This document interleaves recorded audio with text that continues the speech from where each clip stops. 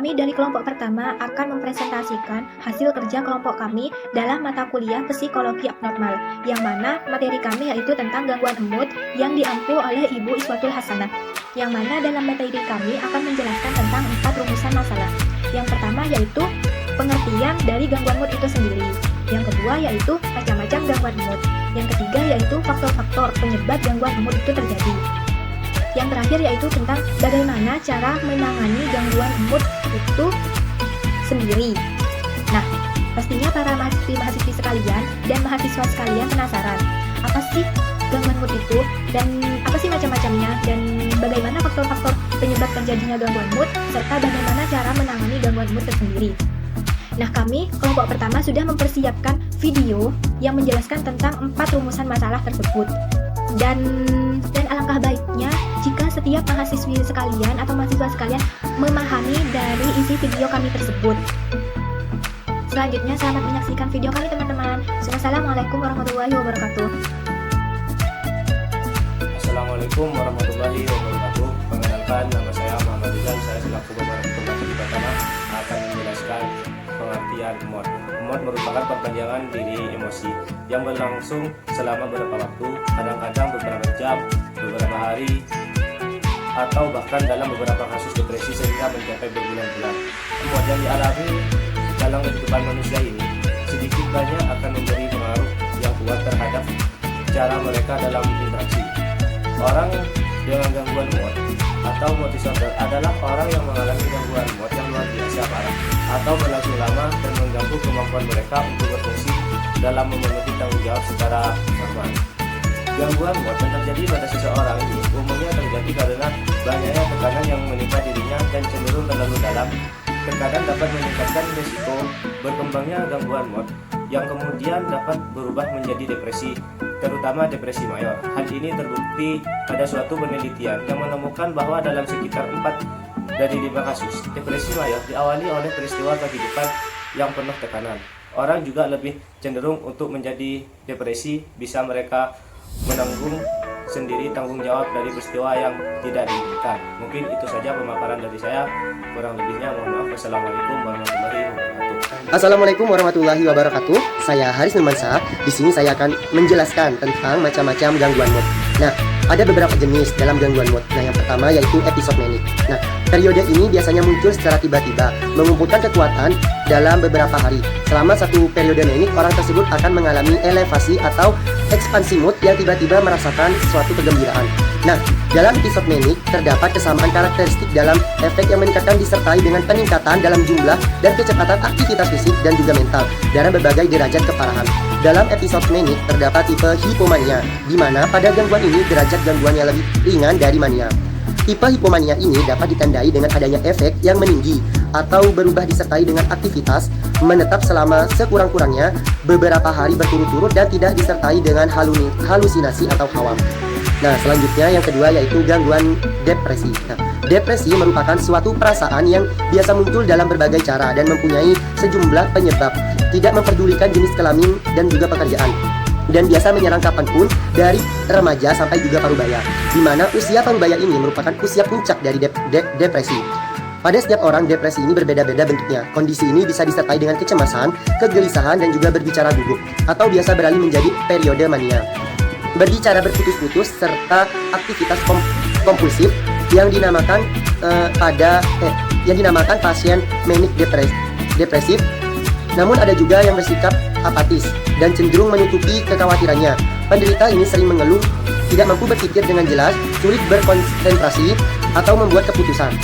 Nah, dalam proses berjalannya gangguan depresi ini merupakan gangguan yang dapat dibagi menjadi 3, yaitu yang dimulai dari gejala yang ringan, yang sedang, dan juga yang berat. Nah, yang pertama yaitu gangguan depresi ringan.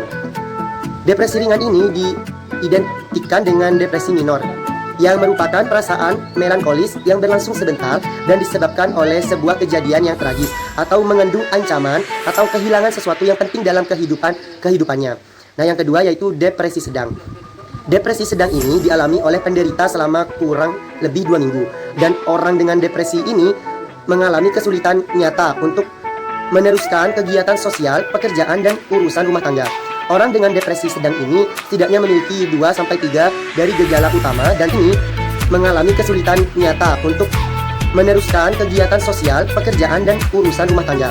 Orang dengan depresi sedang ini setidaknya memiliki 2-3 dari gejala utama dan 3-4 dari gejala lainnya.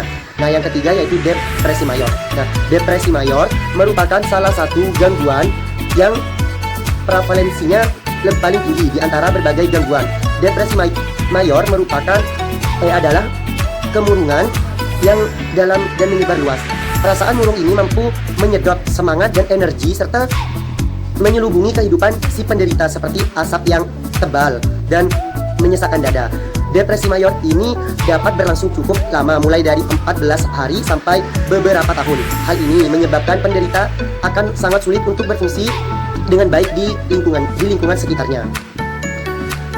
Nah, yang ketiga yaitu gangguan dimistik atau distimia. Gangguan distimik ini merupakan gangguan mood yang berpola depresi ringan, tetapi mungkin saja menjadi mood yang menyulitkan pada anak-anak atau remaja yang terjadi dalam suatu tentang waktu pada orang dewasa, biasanya dalam beberapa tahun. Assalamualaikum warahmatullahi wabarakatuh. Saya Iwan Masalah sebagai pemateri ketiga akan menjelaskan macam-macam gangguan mood pada poin 4 dan 5. Pada poin keempat, gangguan perubahan mood bipolar.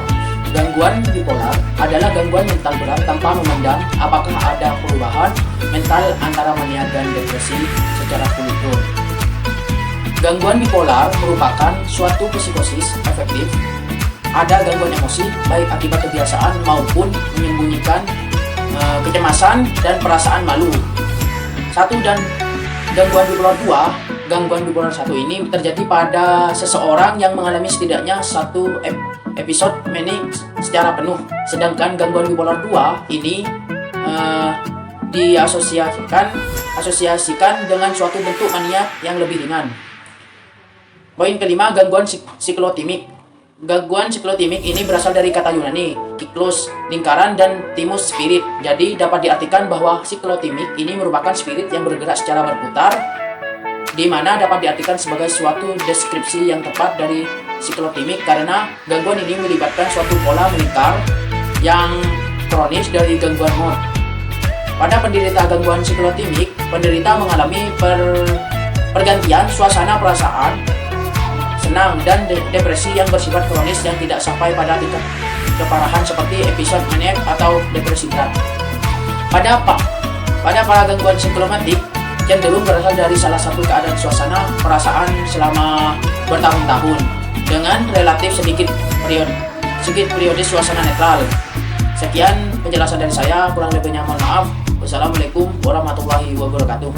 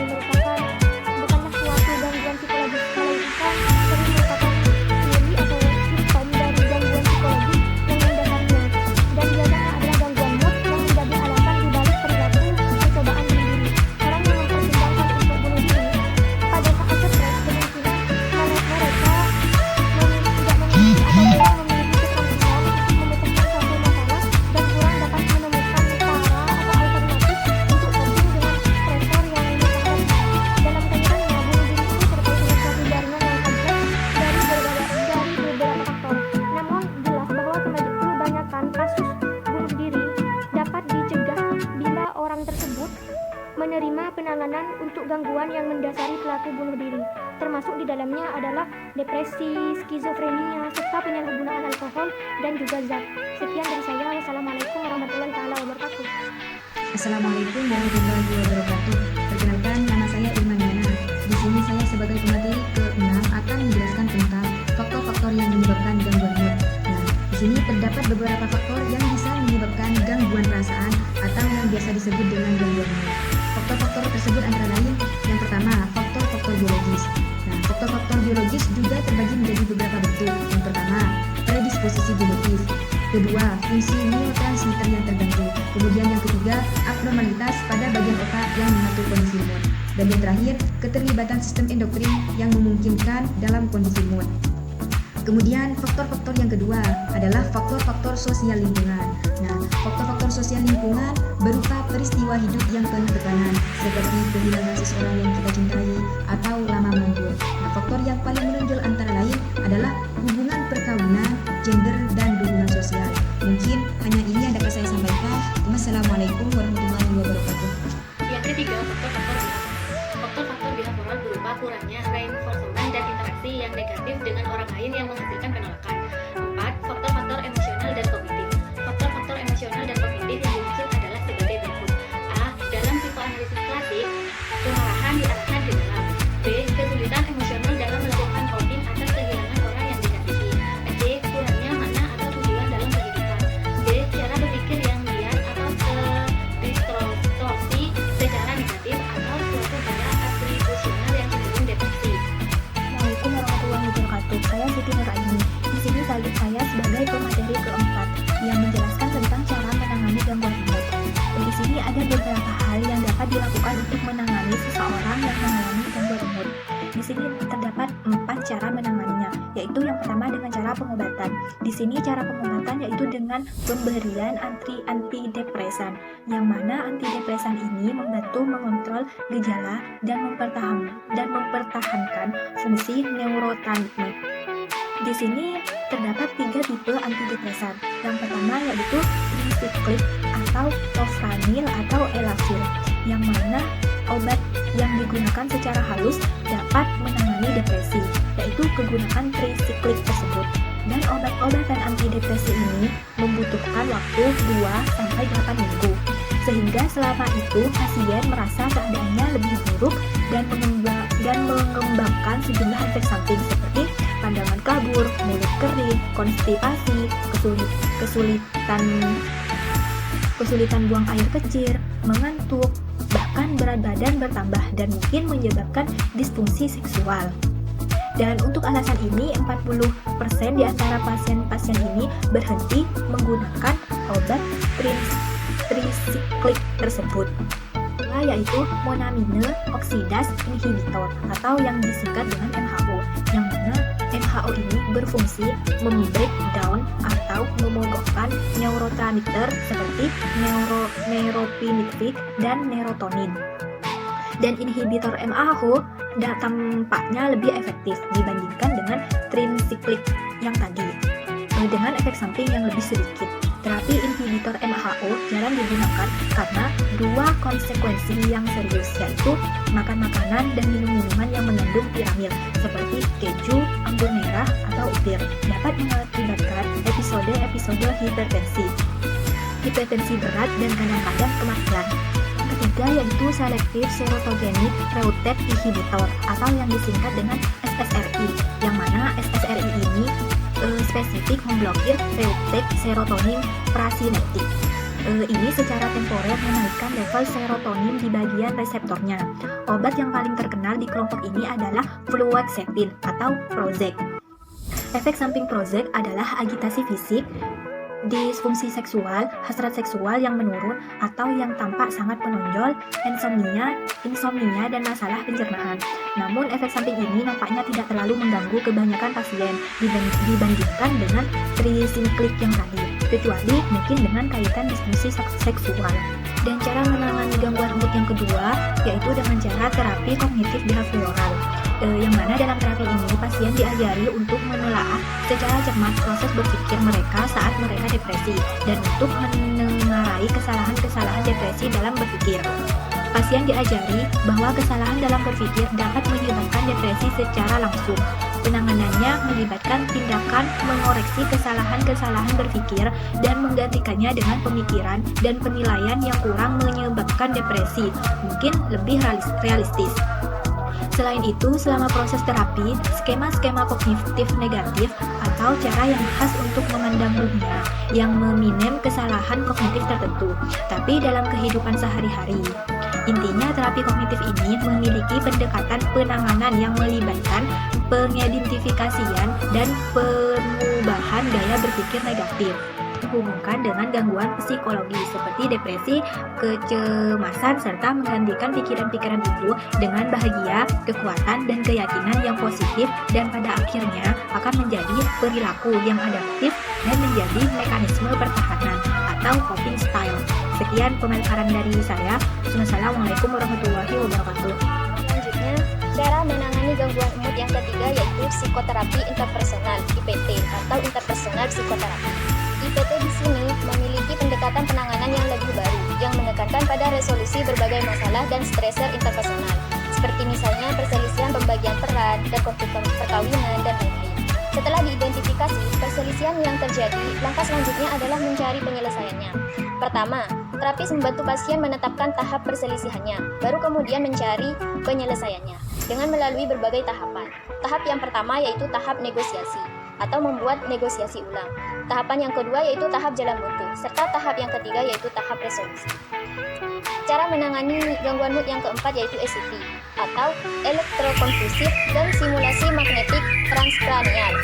Penanganan biologis untuk menangani depresi berat dan kronis yang melibatkan peran impuls listrik melalui otak untuk memproduksi seizure. Alasan efektivitasnya tidak diketahui. Dalam pengadministrasiannya, pasien diberi obat bius untuk mengurangi perasaan tidak nyaman dan diberi obat perileks otot untuk mencegah terjadinya kerusakan tulang akibat konvulsi selama kejang-kejang. Kejutan listrik diadministrasikan secara langsung melalui otak selama kurang lebih dari 1 detik yang mengakibatkan seizure dan konvulsi singkat yang biasanya berlangsung secara beberapa menit. Dalam praktiknya, penanganan pengadministrasian sekali setiap selang sehari untuk total penanganan 6-110 kali. Lebih sedikit jika suasana perasaan pasien sudah normal kembali. Yang mengherankan, efek terapi ini sangat sedikit dan pada umumnya terbatas dalam bentuk hilang ingatan dan kebingungan dalam jangka pendek yang menghilang setelah 1-2 minggu. Meskipun sebagian pasien mungkin mengalami masalah ingatan dalam jangka panjang. Sedangkan TMS atau Transcranial Magnetic Stimulation bekerja dengan cara menempatkan sebuah gulungan magnetik di atas kepala untuk membangkitkan denyut elektromagnetik yang dialokasikan dengan benar. Dalam penanganan ini, anestesi tidak dibutuhkan karena efek sampingnya bisa terbatas dalam bentuk sakit kepala. TMS dan ECT ini sama-sama efektif untuk pasien-pasien dengan depresi berat atau depresi psikotik yang resisten dengan penanganan dan belum menunjukkan respon terhadap obat atau penanganan psikologis.